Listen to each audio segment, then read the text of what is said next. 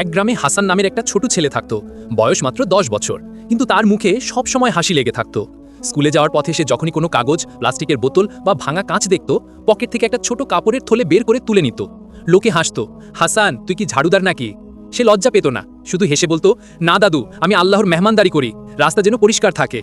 একদিন বৃষ্টির মধ্যে হাসান স্কুল থেকে ফিরছিল। হঠাৎ দেখলো রাস্তার মাঝে একটা বুড়ো লোক পড়ে গেছে।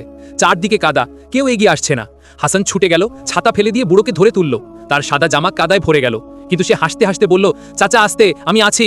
বুড়ো লোকটা কাঁদতে কাঁদতে বলল, বাবা তুই না থাকলে আজ আমি মরেই যেতাম।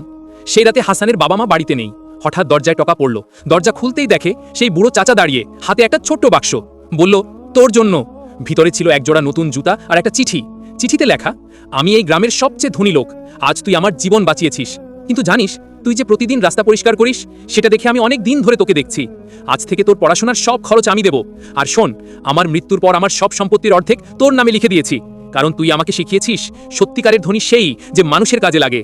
হাসান কাঁদতে কাঁদতে মাটিতে বসে পড়ল আর বলল, ইয়া আল্লাহ, আমি তো শুধু তোমার সৃষ্টির খেদমত করেছি। বছর 10 পরে সেই ছোট হাসান এখন গ্রামের সবচেয়ে বড় হাসপাতাল আর মাদ্রাসা বানিয়েছে, যার নাম রেখেছে রাস্তার হাসান ফাউন্ডেশন। আর প্রতিদিন সকালে সে নিজেই হাতে ঝাড়ু নিয়ে রাস্তা পরিষ্কার করে। লোকে জিজ্ঞেস করে, এত টাকা হলেও এখনো ঝাড়ু দাও কেন? সে হেসে বলে, এই ঝাড়ুটাই তো আমার জান্নাতের চাবি, এটা ছাড়লে আমি আবার গরিব হয়ে যাব। তো ভাই বোনেরা, আজ থেকে একটা ছোট কাজ শুরু করুন। একটা কাগজ তুলুন, একজনকে হাসি দিন, একজনের ভার বয়ে দিন। কে জানে আপনার আগামীকালের জান্নাতটা আজকের এই ছোট্ট হাতের মধ্যেই লুকিয়ে আছে। আল্লাহ আমাদের সবাইকে ছোট ন্যাক আমলের তৌফিক দিন। আমিন।